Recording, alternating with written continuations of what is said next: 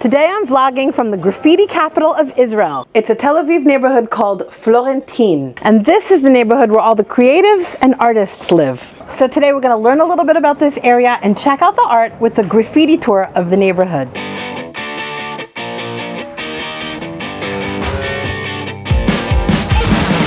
We haven't even officially started the graffiti tour yet, and we're already coming across all kinds of wacky, weird, and beautiful graffiti.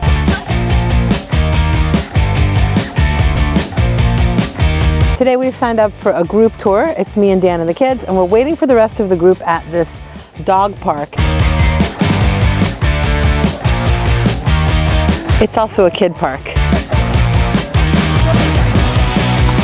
Before we begin the actual tour, I want to introduce you to the guide. You won't forget her name because her name is Hadass! Hello guys! We're in Israel, so it's not uncommon to come across another Hadass. What do you like about doing the tour? I think the thing I like the most is to see how you guys will react to all of this graffiti. There was a variety of graffiti with all different messages. What happened if another artist come to this wall and put his piece on this wall? Then I think it would, then he'll paint it always, then paint his game. Then the next night he'll come and paint it back, and the next night he'll come and paint it back. Oh, exactly! There was practice graffiti, memorial graffiti, and messages of hope and love. Did you notice a little teddy bear saying hi to you from the wall?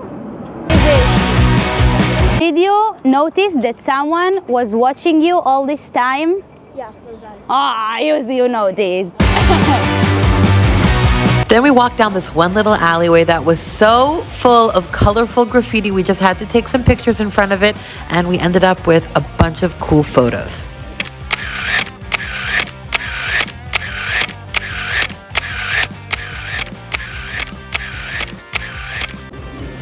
Okay, this is a graffiti of Rachel from Ofakim. This is one of the first pieces of graffiti art that made people smile. People in the beginning of the war came out and took pictures with it. Rachel herself came and took pictures with it. She's a hero that managed to survive terrorists for multiple hours in her house in her town of Ofakim, and she survived by serving them her famous cookies and by turning on music, by helping them, by mending to their wounds while also mending to her husband's wounds. And she spoke Arabic, so she was able to basically save herself with hospitality, and she's a big Israeli hero, and so they memorialized her here as a graffiti mural.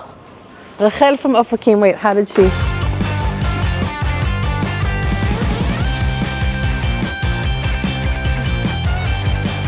All right, here's a little rapid fire of some more graffiti that we saw.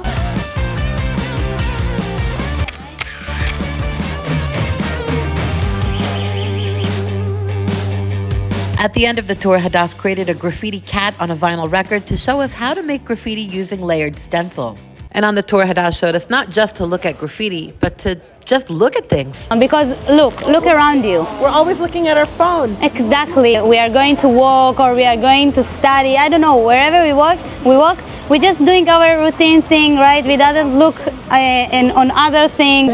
But that's what I try to do here. I try to show you all the graffiti outside, the things that you never noticed before, right? And now you know even more about graffiti, about techniques, how the artists do it, and what's the meaning, right? And how it's important to just look around. Exactly. Just look around. On the same day of this graffiti tour, Israel negotiated for 4 of their hostages, 3 Israeli female soldiers who were some of the lookout soldiers. And it just feels like anyone who's Jewish knows "Let my people go" from Passover, but it just feels like over and over, history repeats itself. All right, the kids ate. And we were at the other playground, and now we're testing out the playgrounds in Tel Aviv now. We're at another playground. This one.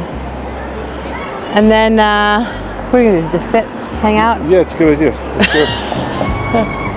Now that Dan and the kids are in a playground, I'm going to go on a mission to find us coffee. But first I stopped at the Tourist Information Center around the corner for a couple of walking maps. I got these tiny cups of coffee. Look.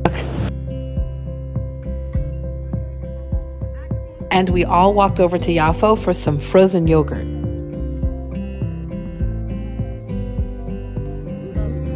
And if you're in Jaffa near the clock tower, you have to visit the most famous bakery in Israel, Aviv-Yafo. This Arab bakery is particularly special because they promote coexistence between Arabs and Jews. סליחה, כמה דורות משפחה? I asked the workers here how many generations this bakery has been owned by the Aviv-Yafo family. It's been open since 1879, and they tell me that's been about 5 generations. As we walked towards the direction of the port, we came across some sort of a party in the alleyway.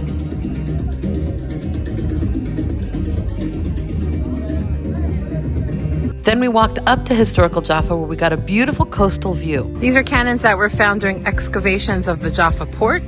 Signage here says that they were imported by the Ottoman government in the early 18th century to protect Jaffa from the Bedouin raids by land and pirates by sea, and to enhance Jaffa's stature. They stood on the city walls until those walls collapsed in the second half of the 19th century. Up in this part of Jaffa, you'll not only find a lot of history, but a lot of art, including galleries and theaters.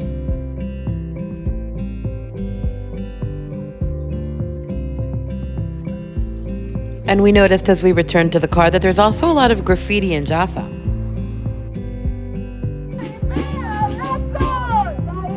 Back down at the famous Jaffa clock tower, we encountered protesters. Saturday night in Israel is protest night. Sorry that there are so many handheld shots. I just ran out of battery on my main camera, and I'm close to losing my battery on my iPhone. So we're heading back to the car. I'm gonna say good night. Bye.